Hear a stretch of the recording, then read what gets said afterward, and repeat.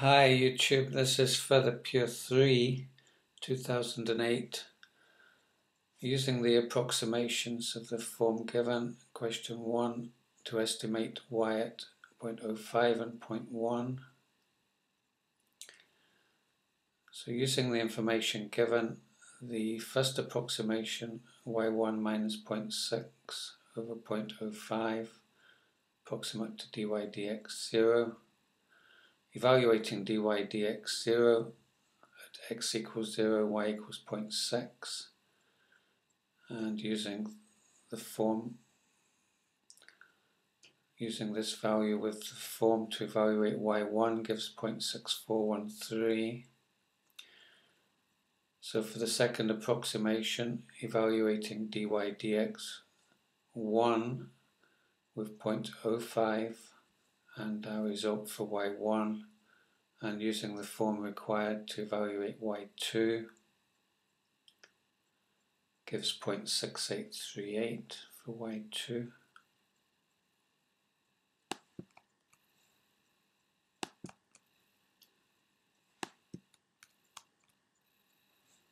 So at 0.05 and 0.1.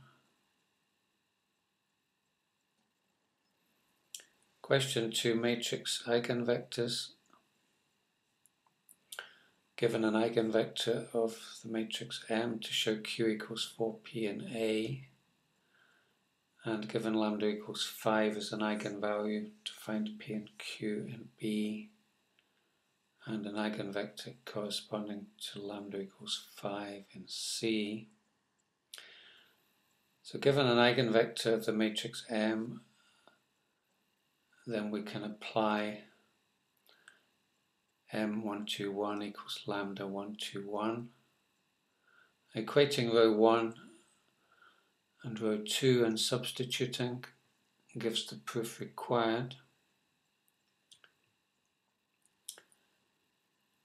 So to find P and Q in B, using our proof from A and lambda equals 5 given, and applying determinant M minus lambda I, substituting for Q and lambda, simplifying gives P as minus 1, Q as minus 4.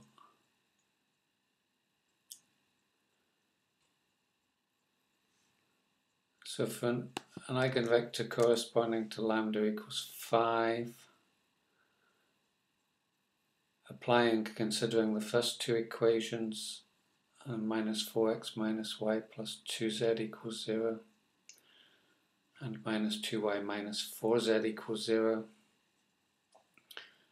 then y will be minus 2x and x equals z, and we can write down the eigenvector.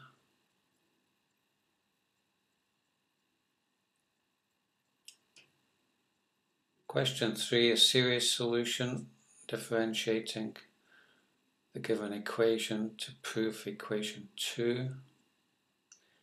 A series solution in B up to x cubed, and an estimate of y at x equals 0.5 in C.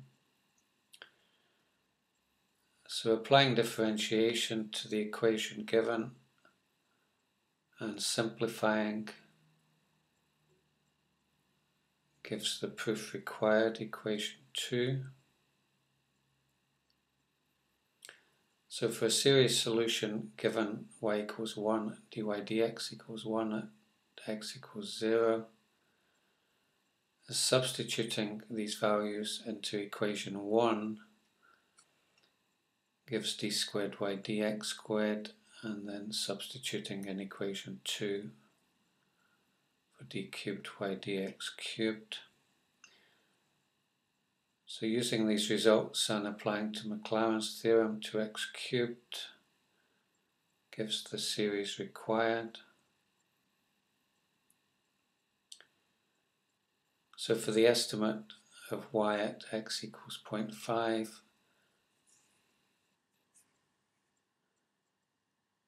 using our series in B, and gives 0.77 for an estimate of y.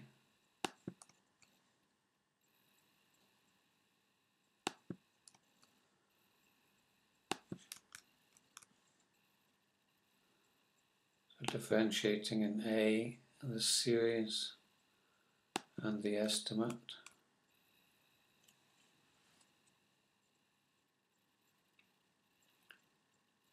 Question 4, a complex transformation. The point P represents Z where this expression is satisfied, and the point Q represents Z where this expression is satisfied. To sketch the locus of P and the locus of Q in B, and to shape the region which satisfies the inequalities in C. So part A, to show the locus of P as a circle, applying first principles and switching around and dividing throughout by 3. The locus of P is a circle, center -1, 0 and radius 2. So for the locus of Q, applying first principles simplifies the locus of Q is a straight line.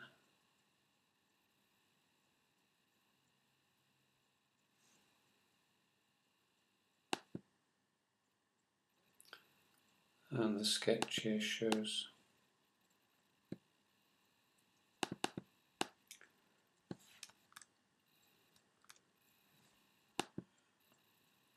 the line and the circle. So for the inequality, considering applying first principles to the circle, then this will be less than or equal to 0, and the line is more than or equal to 0. Testing the point half 0 implies the shaded region is in this area.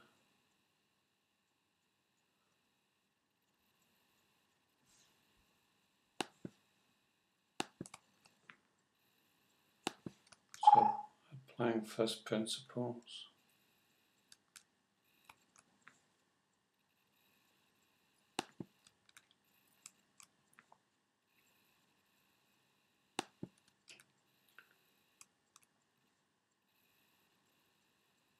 The circle and the line.